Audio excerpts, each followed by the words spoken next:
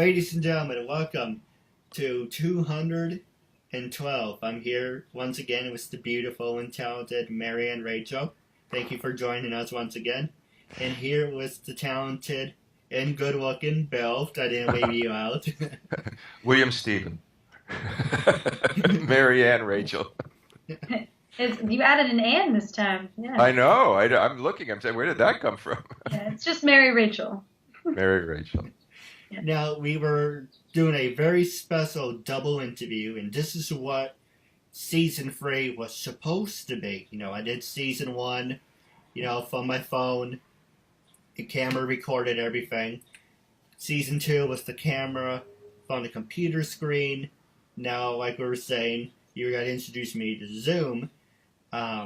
Skype season 3 was supposed to be a double interview, interviewing 2 people. This is actually the first time I'm actually doing it right. Thanks to Skype, it didn't mess up. But, unfortunately, I said that now they gotta probably do something. Let's cut them off. But anyway, this is what season 3 was supposed to be. 2 people, I ask you questions, and then we can turn it around, and he can ask each other questions. Basically, supporting a good cause, making a new friend. Mm-hmm. Starting off, the whole point of uncensored, going back to my original show, the point of the KeithAndrewNetWork is to show people that even with a learning disability, I can still overcome controversy and reach my goals in life. At the same time, I'm able to turn myself into a perfect example for people out there dealing with any types of learning disabilities and disabilities. But you should never give up, and you should prove to people you can still mount to something. Now, because it's a double interview, Marianne, Ms. Rachel heard this before. Call me everything. Mary Rachel. So I'm going to put you in the driver's seat. You can ask me something, you can ask Bill something, then we pass it to Bill, and you can ask, and I can't even talk. You're doing fine. You're doing fine. It's funny because when you were pointing, you actually were pointing in the direction that Bill is on my screen. So that was like kind of perfect. Right, so I'll just do it this way, right? Bill. Yeah. I guess where were you born originally? Are you from LA or? No, I'm originally from New York. I grew up in I don't know. I grew up in the borough of Queens, a place called Forest Hills. And I spent all the way into my 20s, late 20s in the advertising business, and then I moved out here because I wanted to get into show business. Wow, wonderful. This is where it's happening. Yeah. Well, now, because, again, technology, as Keith is proving, has changed everything. It's happening all over. It's happening all over. I worked a lot in Canada because of the globalization. I've worked all over the country because of and this is as a writer. And a lot of times, the shows that I've worked on are being done in various different places, and I stay in Los Angeles. And this is the way we communicate. So that's it. And you? Wow. And I? And you? And I'm you? From Francisco, actually, California girl, so still pretty close. And I was telling Keith I come from a big Greek family, so I'm very lively, passionate. I've always had a love for the theater. That's where I started my acting. I was a dancer, and then I kind of transitioned into musical theater, and I loved it so much, and so I decided to study it at USC, and that brought me to LA, and then I've been here since. I graduated in 2013, and they say this is where it happens, and this is where you can build your network and really start to kind of get your name out there. So networking is key. It's very key. Networking is key for whatever anybody does, and it can be done on social media or it can be done live. Again, live limits you to who you see. Now, what is like what is your goal? If I said money was no object, where would you like to be in 5 years? In 5 years. Or 3. Ooh. Well, that changes it. 3. In 3 years, I would love by the beach in a nice, even if it's a nice apartment, I'm fine with that. If it's not a home yet, I can deal with that. But I'd like to be down by the water. I'm kind of over living in this city Like I've been in Hollywood for 3 years, and although my auditions are here, everything is central. This is where I need to be right now. I kind of want to get out of the city. And at that point, I'd like to have had my team. I'd like to have good representation across the board. I'm consistently getting work. I'm doing what I love to do. And I actually would love to be able to have more time to do my writing. I think that's the thing that's been tough because money is such a factor right now in having to survive. I nanny part-time and I babysit a lot and tutor, so I do a lot of childcare work, which is great, and I love kids, but I'd like to be able to really have time to just focus on my art form. And We're going to talk after. We're going to talk after this. yes, wonderful. We'll talk after this. I got. All right, we'll talk after this because entertainment people have the same problem. It's like, how do I sustain a steady income? Yep. And like, how do I not take a 50-hour-a-week job that pays me hourly or whatever it is and have little time left over for my passion projects? Yeah. So how can I put a roof over my head and have the majority of my time to devote to my passion projects? And that's what all of us in the entertainment business face. And the music people I know were just crushed by technology. All right. Yeah. And now technology has found a way to make, those two elements happen. So we'll talk after this. Yeah. It's actually funny. Keith, we were kind of talking about that too, right? Just social media now and how like technology, it's all taking over. And I'll read breakdowns when I'm going through submission, and they want you to be, a YouTube star, or they want you to have 50,000 followers. And like that's really important even to book a role. And it's just, wow. But I want to get you the time to do your writing. That's really what I want to get you to do, because that is something that relies on nobody else. Mm-hmm. All right? You are the first link in the chain when you're a writer. Absolutely. All right? And if that's what you like doing and that's what you want to do and that's what you're finding you don't have enough time to do because you're working, you have a day job or whatever it might be, that's the goal, because that requires nobody judging you. That requires nobody saying you're it or not it or whatever it is, and you're not dependent upon anybody else. And as long as you like doing that and you like the process of that, that's really what I want to help you find time to do. Oh, I appreciate that, Bill. Yeah, I have a children's book series that I have in mind, and it's like in my head out, but I need to get it. I want to really start to get it down. And have you thought about self-publishing? Do I know about self-publishing? Yeah. No, that would be all new territory for me. That's the thing is. I have that covered too. Acting and producing and studying business, those are my main. All right, we're going to get you to learn about self-publishing, because you do not want to go through a publisher, you do not want to go through an agent, you do not want to go through an editor, you do not want to go through a manager. You want to be like Amazon. You want to go direct from you to the consumer. Oh, I love that. No, that makes total sense. And that's self-publishing. And so those are two things we're going to cover. That's great. Is Keith here? Yeah, I'm sorry, Keith. Do you have any writing projects, or? I'm just taking it all in, and this is really interesting. Do I have any writing projects? Yeah, do you? Or Keith? Both of you guys. Yeah, do you have any upcoming projects, or? Well, I do several things. One of the things I do is, like, yes, I'm writing a pilot now for a producer over a passion project. I found the way, which we're going to talk about, of being able to pay the mortgage and devote all my time to passion projects. So then I also teach at UCLA online. I teach, I actually started out writing a spec pilot about 9 years ago. I don't do it every term. And now it's morphed into, because I've always wanted to do this and I love the technology, it's morphed into creating a web series. So I'm specializing now. I've become the go-to guy for web series now, because my book called Automatic Pilot, which I will tell you about, is all about process, and it's the same process for a web series as it is for a traditional pilot. And I encourage particularly, because I'm doing a lot of consulting on that, I found that the book is like probably the best business card I could possibly have. And like I just did, and I'll send you a video. Keith, I don't know, did you ever see the video that just came out that I did with the WGA? No, I never saw it. All right. About 3 weeks ago, because I'm active in the WGA. about 3 weeks ago. I mean, it's taken months to put together. I did a seminar on creating a web series because I want to empower writers to not wait around for a phone call or an agent or anything like that. A web series is something that everybody can do. And having a script or a pitch is useless. You have to figure out a way to do it. And certainly for actors, and matter of fact, there's one woman who's on the panel. I'm going to send you the WGA videoed it. They had a 3-camera video, and it runs about an hour and a half. But I'll send you both the link to that. That just came out about a week ago. And the WGA posted it on their YouTube channel, but I'll send you the link.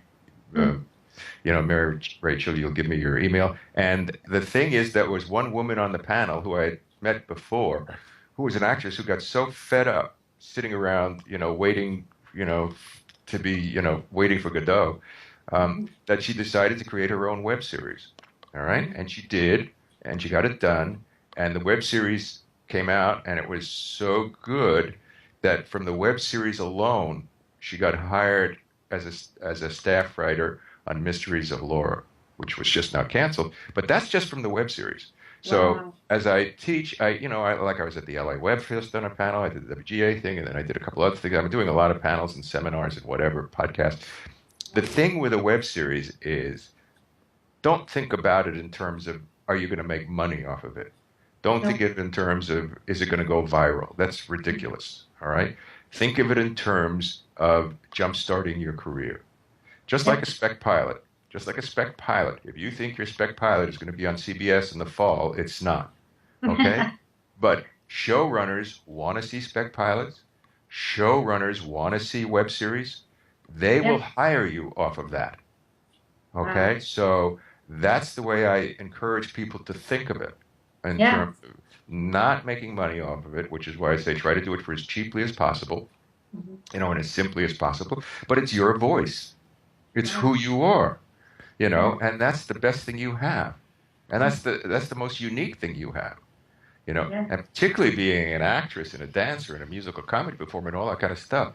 You could do a great web series that would feature all of it. All right. Yeah. So that's actually amazing timing, Bill, that you brought that up, because my writing partner and I, we actually have done a web series, and it was received really well. And we did it like you just said, where we just kind of wanted to get something up. Right. We were tired of kind of waiting around. So we're like, let's do our own thing. Exactly. And fans really came at us with it was low budget. It was not the best quality. Good. But people looked past that. They didn't, worry so much about the editing or the little glitches here and there. The content was funny. They liked the characters. People fell in love with my character, and they wanted to hang out with me, and I was like, what is happening? So we're actually thinking of rewriting it, and we want to make the episodes a little longer. So I would love Did you send it to me? I would love to. We're working to make it right now. And that's the thing about it. I mean, that is and like I say, picked it up. Do it cheaply. As a matter of fact, the whole web series thing started. You probably weren't around for it, but there was a writer's strike in 2008, 2009, where they planted the flag in the internet, for the web series and stuff. And so after that was over, which was a bloody mess. But anyway, the thing is, they set up a platform called Strike TV, and they encouraged anybody who wanted to create a web series so that they would have content. All right. So I knew production from my advertising days, and of course I knew writing and everything else like that. So I said, all right, I'm going to do one, but I knew organically I wanted to make it as inexpensive as possible, as original as I possibly could for no money, and and get it done. And at the time, I decided to do one that I called Psychobabble, and that'll be on my website, in my webpage. The thing is that I shot it in my living room, with 5 improv performers, all right, and a real therapist. I wanted a real therapist because it was like group therapy, and each week was a different subject matter, or each episode was a different subject matter. It ran no longer than 5 minutes, so they weren't story arcs or anything like that. It was something like a guy went out on a date, and the girl said he was a 2, and he thought he was an 8, and that was the problem that he brought to the group. And each episode was something simple, all right? And I shot it with 4 flip cameras, which are no longer in existence, Okay? And everybody at the time said you couldn't do it, you couldn't do it, you couldn't do it, which was all the more reason why I wanted to do it. Nice. And they said, oh, the editing is going to be impossible, the sound is going to be impossible. I said, look, you might be right. You might be right, but you might be wrong. And it came out fine. The quality isn't great. It was 4 flip cameras. It was simply done, and I did it literally for the cost of pizza for 10. So that's what I now call a production company of mine, Pizza for 10 Productions. And that's what you want to, that's your goal. All right. Yeah. And of course, now the technology has become so much simpler and so much better that the quality is better, but you are absolutely on the right track. And it could do wonders for you. And so we'll talk about that too. That's 3 things already. Oh my God. So pizza for 10, my dear. Yeah, you put 2 great people together here. Well, that's what I do. I bring people together, and that's one reason I wanted to do the group interviews, because it's not just about me. You know, I proved my point that I have a disability and I can still be a talk show host, but I love hearing stories, and that's I take it in more. And it was perfect timing, you know, for you guys to meet, because you're in the same area, you're basically Right. doing the same thing, so it's a win-win. So, Well, let me ask you, Keith, Mhm. where would you, if money were no object, what would you like to be doing in 3 years or 5 years? Good question. like I said, Either, whichever is easier. like I said in all my interviews, doing this, what I'm doing right now, this is what I want to do for the rest of my life. You know, I would like to work for the WWE. I would like to work for TNA Wrestling. I would like to be on Fox News, CNN, NBC, and they don't have to pay me a cent. I don't give a damn about money. As long as I can live my dream and become famous, not like Stephen Hawking's famous, but as long as I can be like Oprah famous, as long as I can get well known. You know what we say in Arbonne, dream big. Right. You are. I just Dream want. big, go home. No, go ahead. I'm sorry. No, I was saying go dream or it's dream big or go home. Like, Yeah.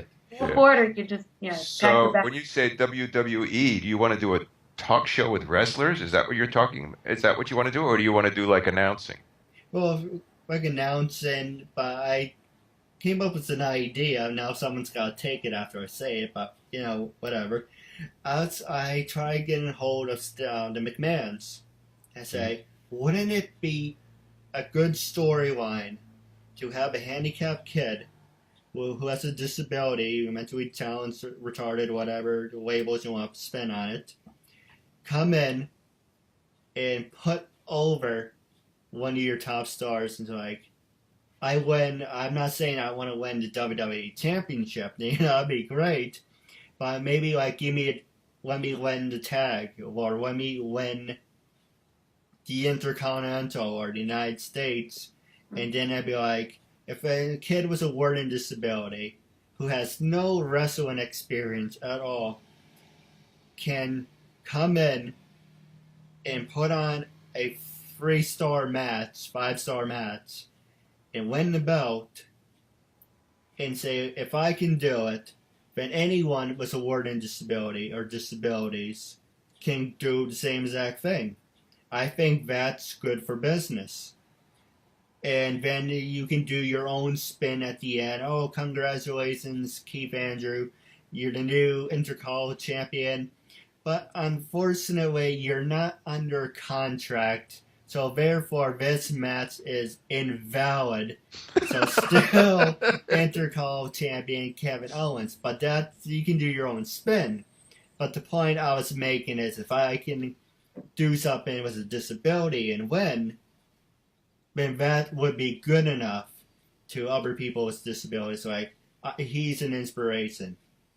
Let me, I hate to tell you this, Keith, but what little I know of you when I watch you, you are a highly functioning handicapped person. So you're not going to get away with that card that easily. So the thing is, though, are you saying you want to wrestle the real wrestlers, or are you saying you want to start a league of like handicapped people and wrestle, start a whole handicap, like the Paralympics or something like that. Little both. You want to wrestle real wrestlers? Okay. Well, Okay. it's all fake anyway. I know that. Yeah. Well, yeah. I know, like, accidents do happen and everything, but it's all played out. And you notice during some matches, John Cena, Randy Orton, or Batista, they would say, "Okay, hit me," and when you're in the audience, you don't see it. But when you're on TV, it's like Cena says blah blah blah blah. And it's like, wait, is he talking during the match? It's like Right. I Okay. thought it would be a good idea. But I do have two subjects for you guys. Okay. And the first one is I was thinking about moving to LA, actually. My friend was offering me to come to her apartment. Still debating about it. Actually, my parents are kind of holding me back. He says it's a bad idea. But because both of you are seniors, and no disrespect, but seniors as in the aspect of you are in LA, you know more about it than I am. Because I don't drive, is it true that I would be able to take a man's transit? Or do you think that if you go to LA, you have to drive, period? It depends on how much time a day you want to waste. Yeah. Yeah, that's a tough one. If you're without a car in LA, I mean, it was built, fortunately or unfortunately, the history of the LA being car town is it was supposed to be the city of the future. Right. So they tore up, they had, trolley tracks and train tracks and all that. They tore all that up to put in roads. All right? If you don't have and LA is very spread out. If you don't have a car in LA, getting around by mass transit is a huge time consumer. So if you have 2 or 3 hours to get somewhere, I mean, it really doesn't leverage time that well. And you could get there if you had a car in 40 minutes. I mean, that's it. I mean, I hate to say it. Also, I mean, realize that I'd have to say, why are you coming to LA? Where are you now? You're in Rochester? Where are you now? New York, near West Point, Woodbury Commons. Sure. Okay. I'd have to say, why are you coming to LA? It's a very expensive town, extremely expensive town. And go ahead. yeah, and look, if you have financial resources, and which I know nothing about, and that's up to you.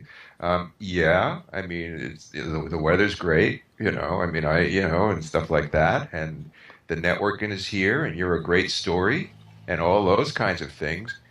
But I think you could almost set that up before you move. Mm-hmm. Yeah, that's what I was going to say is you'd probably want to build if you can, start getting your networking and establishing yourself and why you're coming to LA before you come to LA. Right. That's the advice I give because I have friends that do that for acting. Right. They'll just pick up from New York and come all the way out here, or friends that do that from here and go to New York and they have the same experience. It's almost impossible to kind of get your feet in the ground without, having built your foundation first. Yeah. So you would recommend go explore the city, and if I can do that, then go to LA.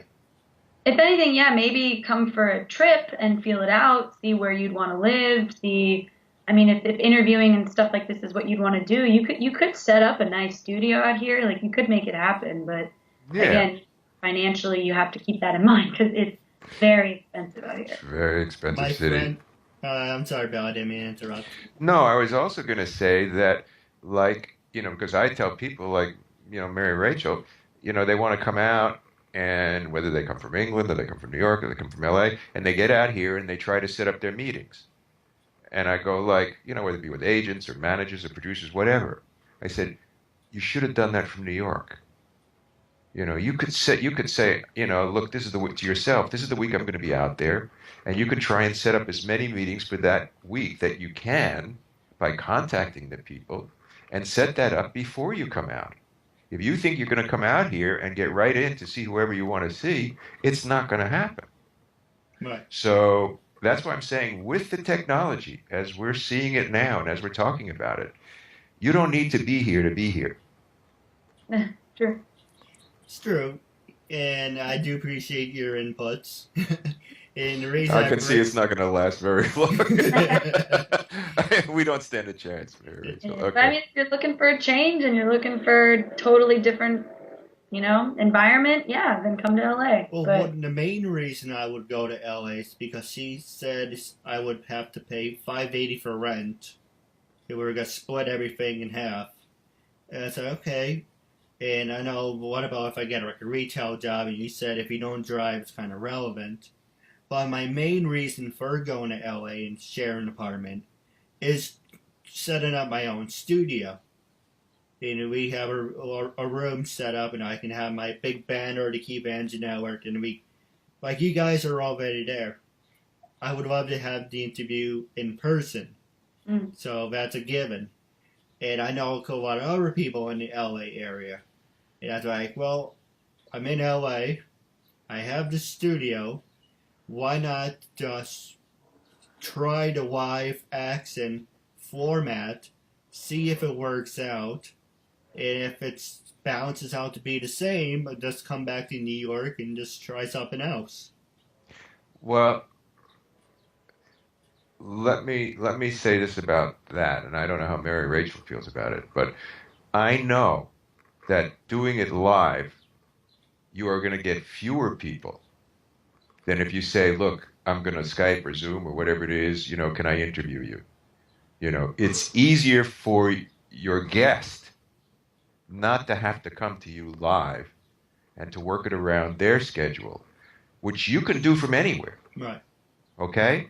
So I don't think saying I want to come out there because I want to do it live and so many of the people are out there that's necessarily something that's going to happen so easily or be an advantage. I think there's more of an advantage even if you're here to say, look, I'd like to do a video interview with you. I mean, one of the things I do, because I teach online, and one of the things I've incorporated into my class is I interview people, all over, writers, producers, whatever it might be.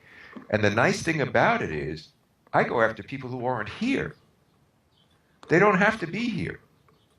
I can go whoever I want. They're in New York, they're in Chicago, wherever it is, and it's like we're next door. So don't think that doing it live is such a great selling point. that's true. I would agree. I mean, and I could tell you, I can't even count how many on my hands people on YouTube do stuff like that, where they have their little studio and they have their Exactly. little interviews and Yeah, you could set up a studio. I don't know what your situation is like at home, but I don't know what you've got. You could set up a studio there that's strictly yours, strictly private, yeah. strictly whatever, and reach out to people all over, as you do.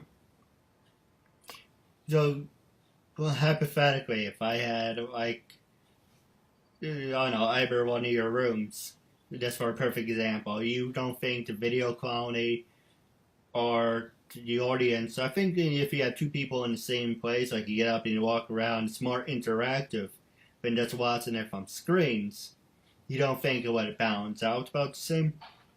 It would what? I'm sorry, I didn't get the You part. don't think it would balance out, from this? Like, say, it depends on how many views this gets, right? And then we meet in person and we do a live action one. And then you say it gets more hits. So you don't think it would balance out, or just take it one step at a time? No, because one of the things, and I go through this because I also work with the Laugh Factory out here.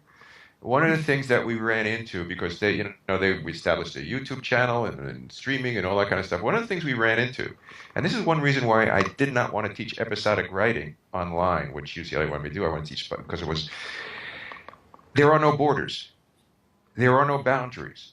Once you're online, you're all over, which is great. All right. So if I say, look, we're going to do an 8 o'clock show live from the last Laugh Factory, and we're going to stream it. Well, it's 11 o'clock in New York. Right. It's 4 in the morning in London. You are limiting your exposure by saying, we're going to do this live. All right? Even now, I mean, it's the stupidest thing. We watch a show called The Voice, which we love. And they have this save technology where you can vote to save somebody at the end of the show. Well, that has to be live. So that works for New York. But it's totally disbanded for the rest of the country. We don't get to participate in that because of the time difference, and we see it on video on tape delay. So I'm saying to you, I don't think the live element is that much of a selling factor because you're now on the internet. Right. You know, if you said, "Look, I'm going to do a live show in LA, and I'm going to be in in a theater, and I want people to come to the theater, and I want the audience experience, and all that kind of stuff," that's one thing. Even that doesn't have to be live. I understand So it. It's just an I idea. think, yeah. Well, I'm just saying. I think you really need to talk to some people about what it is you're trying to do, and whether you think that this will be the solutions for it. No, absolutely. Now, wrapping up, I know Marianne has to go. Mary Rachel. Mary Rachel, Rachel. sorry. I'm going to call her Mary Rachel. I'm Jane, going to call her Mary Rachel Ann. Rachel Ann. But wrapping up, do you guys have any funny stories you'd like to share? How can the fans follow you on social media? And Rachel. Anne, Mary Ann, Rachel Ann. I'm up on Facebook. I have a YouTube channel. I also my production company, Khaleesi Zoe. We have a few viral videos up. Actually, we have for any Harry Potter fans out there, we have a Hufflepuff parody video we just reached about 30,000 views. So we're trying to keep it climbing. So check that out. But yeah, I'm literally, like I said, every social media platform. We gotta be. Do you have a website? I do, yes. It's www.maryrachelgardner.com. All right, Bill, what about you? Uh, my website is www.billtaub.com, and everything is posted up there. The upcoming things I'll be teaching again at UCLA in the fall. Whatever I'm doing a podcast, or I might be doing Comic-Con and stuff like that. All of that I'm working on now. The book is up there if you want to buy. It's all up there. I'm on Facebook. Um, I just and added hmm? What? I just added you on Facebook. Oh. I'm here. And I'm on Twitter and I'm Yeah. on LinkedIn, and I am absolutely I'm going to have to get with it on Instagram. Well, Get that? wrapping up, I didn't mean to interrupt you. What were you going to say? I was just making comments. Don't worry about it. So, wrapping up, I just want to say it's a real honor and privilege to have both of you as really good friends. And when we're in the same area, we should definitely hang out at one point. Absolutely. And come for a visit. Don't come to move. Yes, I agree.